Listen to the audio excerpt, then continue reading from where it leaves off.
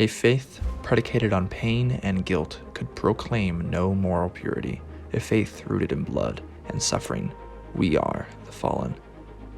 Who wins? Nobody does. That's life. Hello and welcome to Liam's Lyceum. I'm your host Liam, aka Hembar, and today I'll be doing a spoiler-free review of Steven Erikson's The Bonehunters.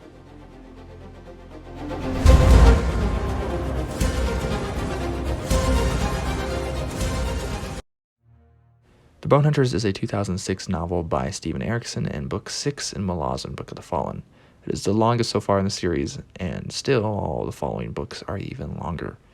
The prologue takes us to 1164, shortly after Shaikh's execution, which takes place in House of Chains. It's been 24 days exactly, though. Sergeant Helion fears spiders and stays slightly intoxicated to handle the spider-infested city of Kartul on the island of the same name in Kwantali. She is given a message and goes to the temple of Derek to meet with Banascar of Malaz Island.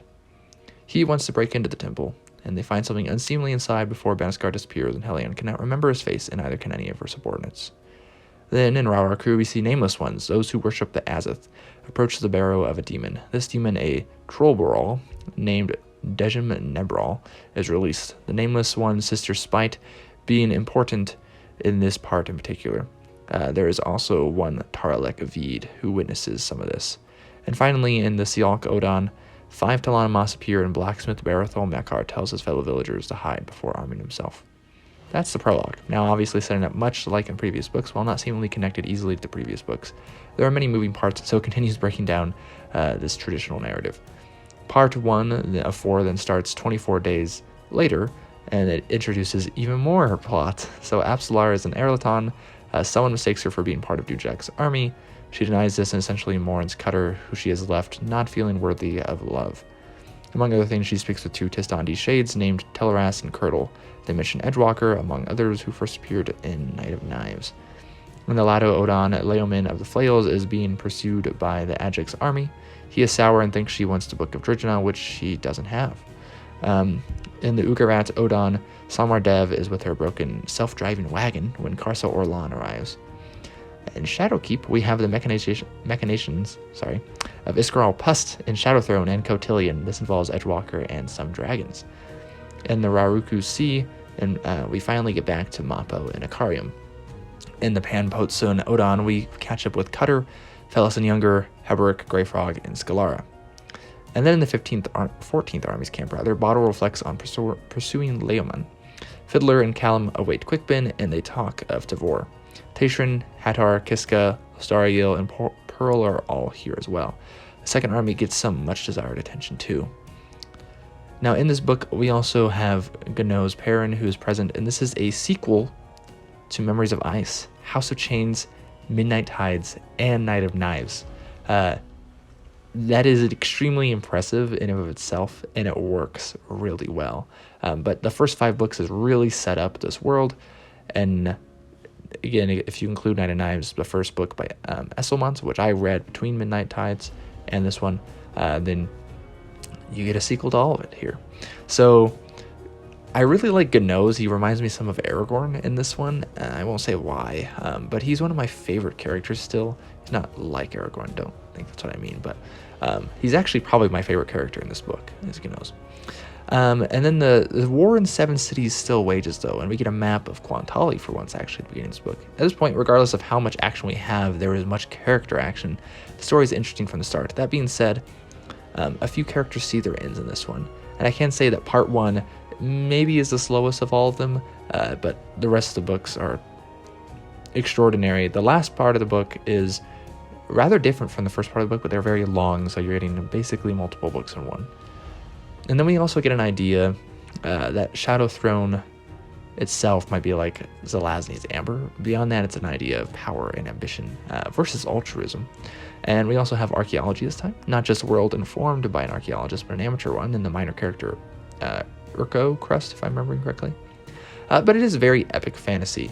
Of course, it's also military fantasy for a large chunk of it, but it is very different epic fantasy. It's very epic, but it's kind of told in a different with a different toolbox, that is. One thing I've noticed when reading these Malazan books is that there's really no gods here, at least not in a sense most readers would be familiar with. Though they do resemble those of pre-Christian Europe to a degree, they are much more modern or even postmodern in philosophy. They seem almost like celebrities and warmongers, which probably tells us bad things about our world today. Anyways, I suppose ascendants are not exactly gods, right? But the latter of gods themselves, whatever that difference exactly is, they feel a little bit more primal, I suppose. But in the story itself, without this, the absurdity and often suffocating world that seems to lack purpose can be driven back by being compassionate to others, and that seems to really be the theme here, even when it seems like these people don't deserve it. But I would say there's really no good and evil here, which is not the first time any book has like put something like that forth, but it does a really good job.